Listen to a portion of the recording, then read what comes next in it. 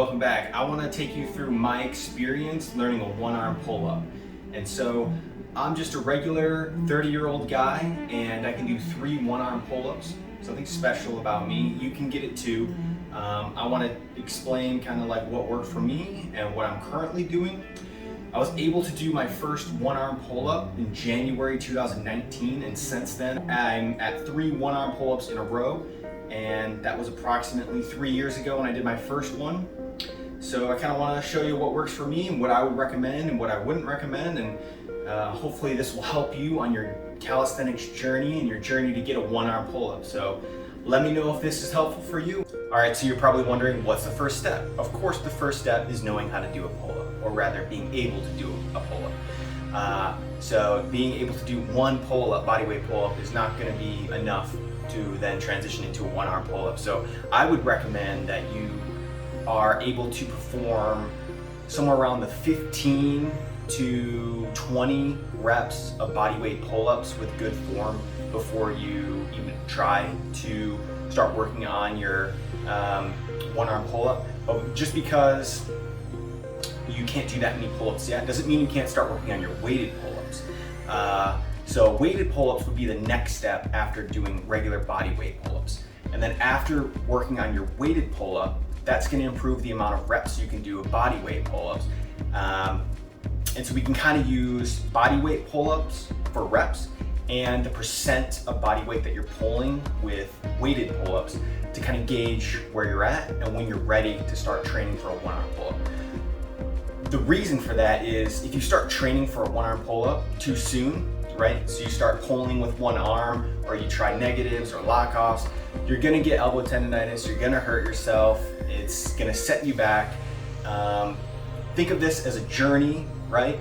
Not a sprint to the destination. Okay, it's not a sprint to get to a one-arm pull-up, it's a journey. And so if you want to do it safely and in the most healthy way possible, you want to take one step at a time. Improve your body weight pull-ups. Move on to weighted pull-ups. Improve your weighted pull-up strength. And then once you're kind of in the range of that like 15 to 20 body weight pull-ups, or somewhere pulling between 60 to up to 80 up to 100% of your body weight with a weighted pull-up, that's when you can start transitioning into more one-arm specific training, whether it's, yes, lock-offs, negatives, and assisted one-arm pull-ups, that type of thing. So you're probably thinking, yeah, that makes all perfect sense, but if you're just starting your journey, you might not have thought about that. And so I want to take you through a training session that I currently am doing to help build on my one-arm pull-ups. And so I strongly believe that weighted pull-ups are one of the best exercises you can do for improving your one-arm pull-up strength. Doing one-arm pull-ups is really taxing and it's really hard on your elbow. And so I have had elbow tendonitis in the past, and that was because I moved on to lock-offs and negatives too soon. And but I've never had any problem with doing weighted pull-ups, and so that's why it's my favorite exercise for building that pulling strength that will directly translate to a one-arm pull-up. So I'll take you through my training session today. Here's my first working set. Not pictured is my warm-up set, which included a 60-pound weight vest for 10 reps. And what you're looking for when you're doing weighted pull-ups, if you're training weighted pull-ups to specifically try to improve your one-arm pull-up, one of the things you could do to make the weighted pull-up a little bit more specific to the one-arm pull-up is by making your grip a little bit more narrow. And so that will kind of emulate the position you will be in when you're doing a one-arm pull-up better than a wide grip. And so wide grip pull-ups will target the lats and traps more, and more narrow grip, closer grip weighted pull-ups will target more of the bicep and the chest. So those are going to be more important to train for a one-arm pull-up. My second working set, I have increased the weight by 20 pounds. So I added an extra 10 pounds in the backpack, and now I'm wearing 10-pound ankle weights. And so that brings the total weight to 100 pounds, which is approximately 70% of my 1 rep max. And again, I still want to keep that rep range somewhere between 2 to 5 with an RPE of 7 to 9. Whenever you're training for strength, you have to exert high levels of intense energy during your set. And so you give lots of effort and rest for long periods of time. So you're looking for a rep range for somewhere between kind of like 2 to like 5 when you're building for strength. If your rep is 1, that is strength, but you shouldn't be maxing out RPE of 10 all the time. So you want to try to build more volume. And so when you take rest until you're recovered. Usually that's no less than somewhere between 3 to 4 minutes, but could be as much as 10 minutes rest. You're looking to try to be as well recovered and as fresh as possible for your next set. And that way you can give as much effort and intensity to that next set as possible so you can get the most out of your set. But like I said, you don't want to set the weight so high that you're doing your max. You just want to exert a lots of effort. And so you shouldn't be going to an RPE of 10 every time. Somewhere between 7 to 8 is kind of what you're looking for. So somewhere between 2 to 3 reps in reserve is what you should have by the end of your set. This next set is going to be 105 pounds total, so I added 5 pounds into my backpack, which brings my percent that I'm pulling at 75% of my 1 rep max and approximately 62% of my body weight. This next set has 110 pounds total, which is 65% of my body weight and 78% of my 1 rep max. For me personally, where I'm at with my training, I aim for somewhere between 4 to 5 working sets of weighted pull-ups, as well as somewhere between 2 to 3 sets of lock-offs. And that for me works out really well. And then on a performance day is when I actually then do 1-arm pull-ups. And so that for me is somewhere around once a week. And so today is not going to be a performance day. For me today is a training day. And so this is where I build up volume, where I can execute my 1-arm pull-up. Next is lock-offs. And so I only recommend this exercise if you're intermediate to advanced, like late stage intermediate to advanced, because this puts so much tension and pressure on your elbow that the risk for tendonitis is pretty high. I have gotten tendonitis doing this exercise because I started it way too soon, but I'm in a place now where I'm adapted to the pulling stressors that I'm putting on my body to where I can do it without any pain.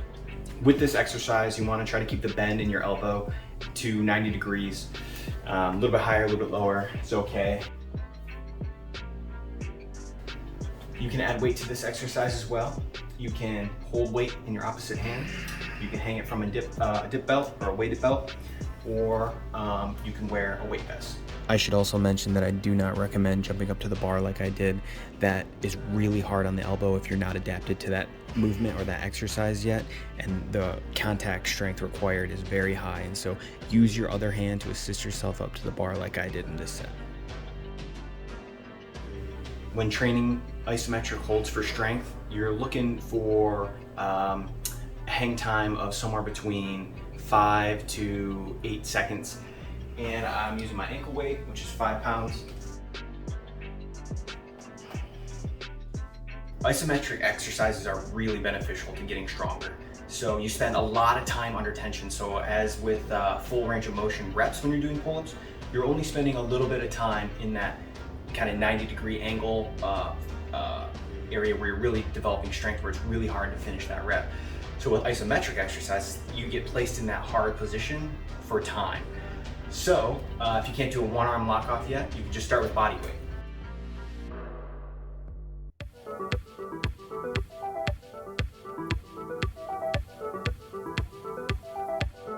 Once you can hold your body weight with both your arms at that 90-degree angle bend in your elbow, lock off for somewhere between 10 to 12 seconds, then you can start adding weight.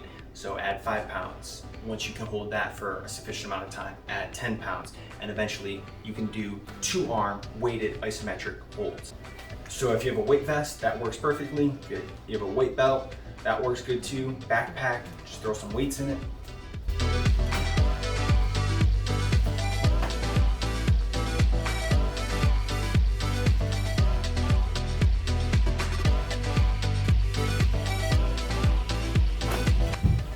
you're structuring your workout, you want your most important exercise that you're trying to improve on to go first. That way you can use up all of your energy, or most of it, right, on the important work that's going to actually get you to your goal. And then next up would be things like accessory work. And so next for me is bicep curls. And when you're doing a one arm pull up, you're using of course, your lats, your traps, your bicep, your forearms, your chest, your shoulders. You're kind of using everything in this complex. And for me, the first 50% of a one arm pull up is the easiest part. And of course, it gets harder as you finish the rep. So I find that training your biceps is one effective way to improve your one arm pull up. Of course, the stronger you get at doing more weighted pull ups, the better you will be at generating force and energy as you come up, and that'll make the last half of your one arm pull up easier. But you can't do a million sets of weighted pull ups. There's only so much you can do with it, and so you can get some extra work to help your one arm pull up by doing bicep curls. And so I find that hammer curls are more than likely the most specific type of curl you can do that will translate to your one arm pull up.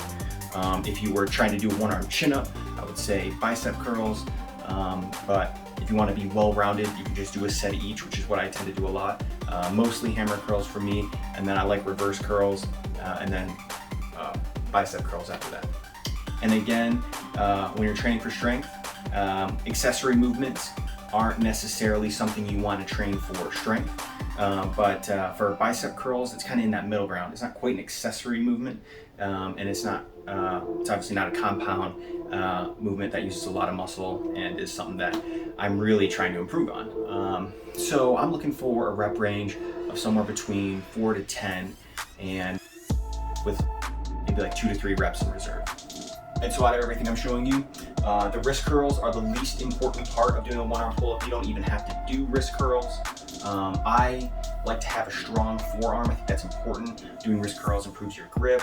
It's not super specific to grip, but it does help your grip. It helps your wrist strength. So it'll be easier to hold on to the bar. And so if you're holding onto the bar, dead hang one arm, and you can't even hold on, your body weight's just enough to slip off, well, then you're not going to be able to pull yourself off the ground fighting gravity. So it's important to have good grip strength. So you might also work dead hangs into your routine. So just hang for whatever it is, whatever you can do, 10 seconds, 15 seconds for sets of 3 to 4, a couple times a week to work on your grip strength. Having strong forearms, having strong grip strength is really important to me. And so I include wrist curls into my workouts regularly. Okay, so that's a typical training session for me when I'm focused on building strength towards my one arm pull up or weighted pull up, which will translate to the one arm pull up. So how many times a week should you train? Somewhere between 3 to 4, depending on how intense your sessions are. And I would recommend varying how intense your sessions are, session to session. So for me personally, I have one strength training session a week, kind of like a medium intensity, like power endurance. So looking at rep ranges from somewhere between 8 to 12 with a RPE of like 7 to 8. And similarly, somewhere around 5 sets.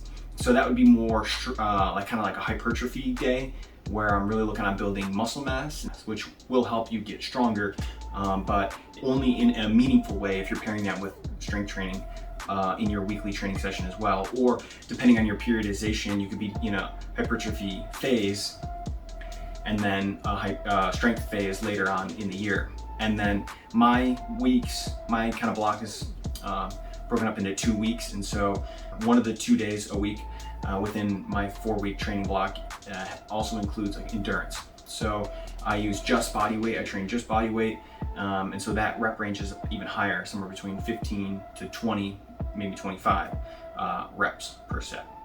So if strength is your goal, of course you want to train heavier weights more frequently, but it wouldn't be wise to just train strength every single session, and it wouldn't be wise to go to your max every session.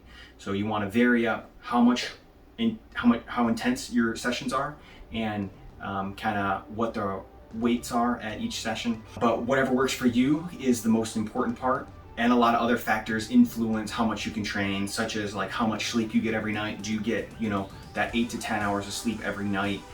What is your nutrition like? Are you hitting your macros? Are you eating enough carbs? Are you eating enough protein to recover from your exercise?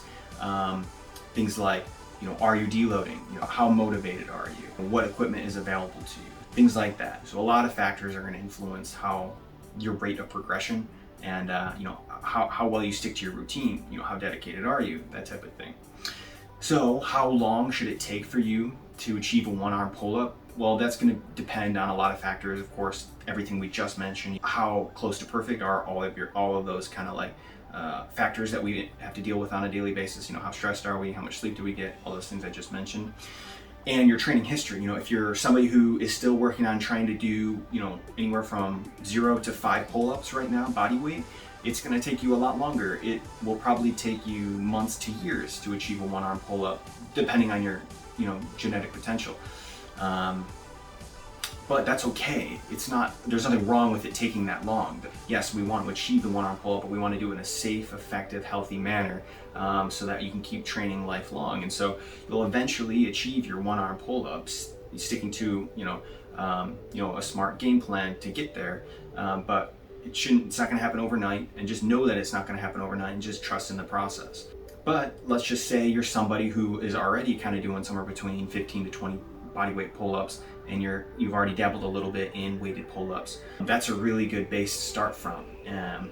Depending on your dedication, it could be as little as 3 to 4 months for you to get to a one-arm pull-up. For me, it took me about 3.5 months to achieve a one-arm pull-up, but the form was really poor, shown here. I just, I don't even know if my chin hits the ring, but that was my first one-arm pull-up right there. Legs flailing all over the place just to get extra momentum to get up to the ring. But I set that goal about 3 months prior to that happening. And at that point in time, I could already do I think my max body weight pull-ups were somewhere around like 25. So just because I can do 25 pull-ups, after around 15 to 20, it's just endurance at that point. You're not getting any stronger. So just following a specific game plan with the weighted pull-ups, I was able to achieve it. So it all just depends on where you're at. Maybe it happens less than 3 months for you. Maybe it happens longer than a year, 2 years, 3 years. But eventually, sticking to your routine, and maybe you have to reach out to a calisthenics coach or a weightlifting coach for them to build you a program, and that's okay too. After I achieved my own one-arm pull-up, I continue to keep working and building on it, right, to improve form, get stronger, so I can do more reps at better form. Currently at 3 one-arm pull-ups right now.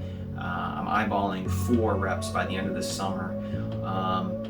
And it's just about sticking to it, finding out what works for you. It's really important that once you're underneath the bar, you know exactly where your body movement is going to be.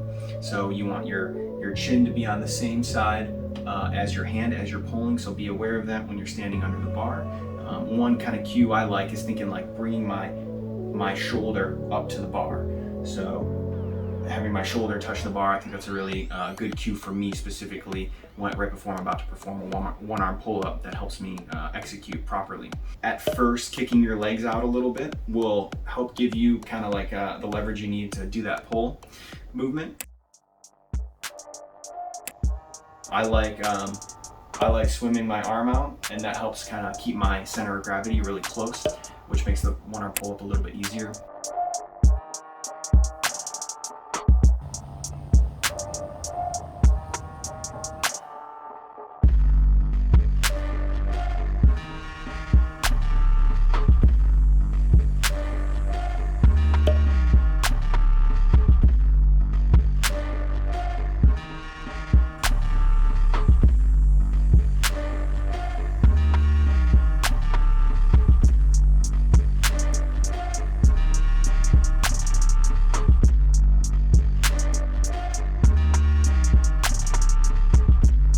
Other noteworthy exercises that you might include in your journey to achieve a one-arm pull-up is the uneven rings and What's great about this is that it's very specific to a one-arm pull-up, and you can change the intensity and progressively overload.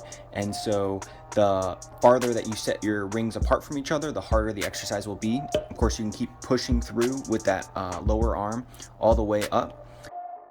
And so this is a good exercise, and you kind of have to use your feel based on where you're at. So whereas with weights, you can get numbers. With uneven rings, it's more about feeling how strong you are based on how much assistance you need to provide with your other arm. And you could do the exact same thing with bands. So if you don't have rings, you can use bands instead. So you throw a band over a pull-up bar, then assume the one arm pull-up position with your opposite arm, hold the band, and you can slowly pull down on it, and that will take off weight from your opposite arm that's doing the pulling. And depending on how much you need to pull will tell you how far away you are from achieving a one arm pull-up. But these exercises can fit well into your transition from weighted pull-ups into the one arm pull-up.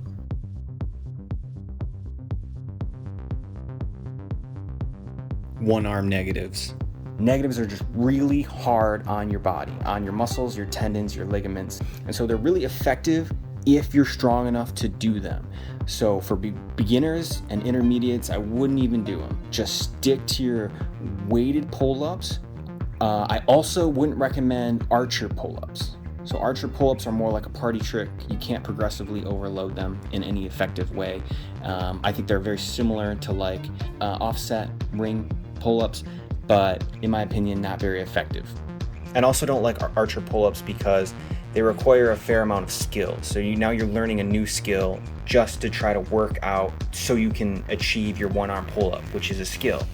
And I think just making it as simple as possible is the best way to go about it. And so therefore, a weighted pull-up and those other exercises we talked about require very little skill to do effectively. Certain body types are gonna be better at doing one arm pull-ups. So for me, I have short arms, which makes it easier to do a one arm pull-up. But I have heavy legs, which of course weights you down to make it harder. So I'm kind of like neutral. So I have heavy legs but short arms.